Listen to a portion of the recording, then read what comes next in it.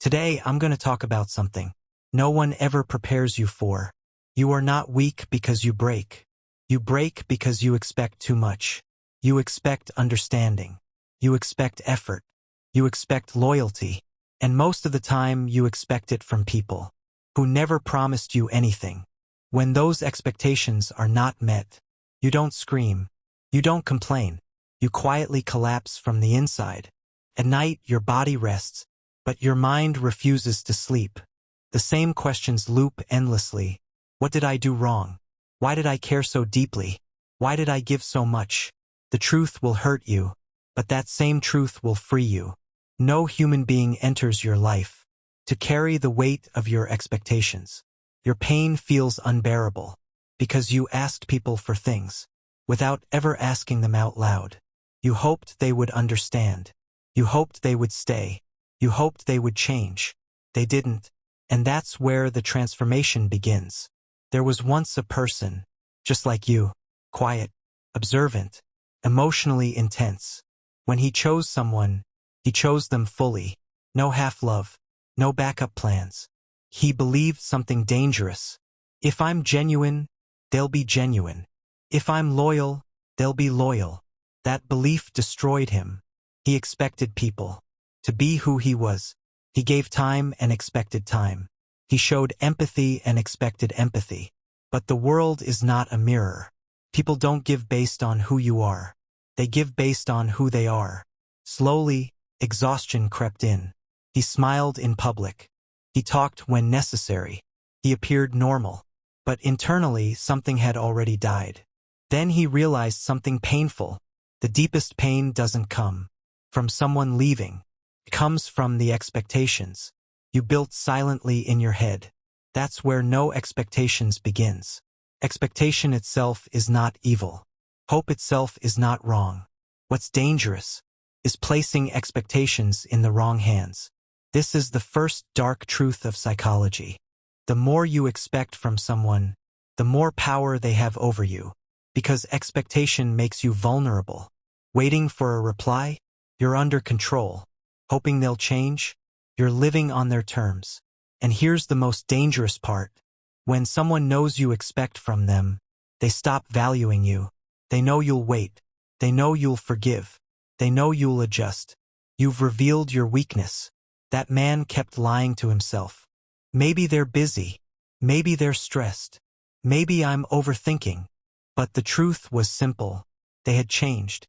And he was betraying himself. Dark psychology says this clearly. The person who deceives himself gets deceived by the world first. One day he stopped. He stopped asking. He stopped waiting. He stopped explaining. And something unexpected happened. Silence turned into peace. First, it hurt badly, because killing expectations feels like emotional surgery. But slowly, his mind became lighter. He no longer lived according to moods, no longer rose or fell, based on messages or attention. This is the second dark truth. When expectations die, mental freedom is born. No expectations does not mean becoming cold or heartless. It means keeping your heart alive, while keeping your mind disciplined. You can love without demanding. You can care without depending. Few people understand this balance. Now he observed people quietly. Who talks a lot? Who actually acts? He stopped trying to fix anyone. He fixed himself. This is the third dark truth. When you drop expectations, people reveal who they truly are. Those who were using you disappear naturally. Those who were real remain effortlessly. He stopped complaining, because complaints exist only where expectations exist. He understood something powerful.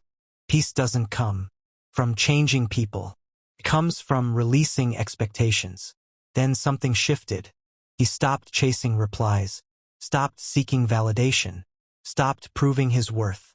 And strangely, people started noticing him. This is the fourth dark truth. The moment you stop being available, your value increases automatically, because humans desire what they can't easily access. He learned to sit alone, without distraction, without fear. And that's when the fifth dark truth appeared. Anyone who learns to be alone cannot be controlled. The world controls people through fear of loneliness. Once that fear is gone, man becomes dangerous.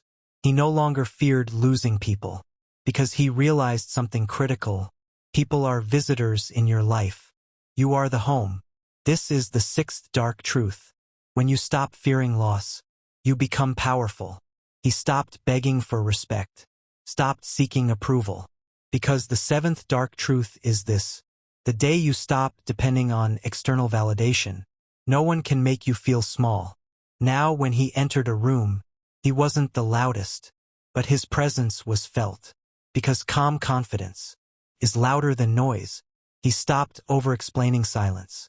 Silence became an answer. Effort became the proof. This is the eighth dark truth. When you learn to read actions, you no longer need explanations. He felt complete, not because people stayed, but because he no longer needed them to. This is the ninth dark truth. Completion comes from within, not from others. He no longer carried pain as an identity. He used pain as fuel. And that leads to the 10th dark truth.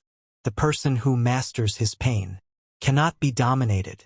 He didn't seek revenge, because revenge is just another expectation. He moved forward, quietly, steadily, and people watched, because nothing unsettles the world more than a person who needs nothing.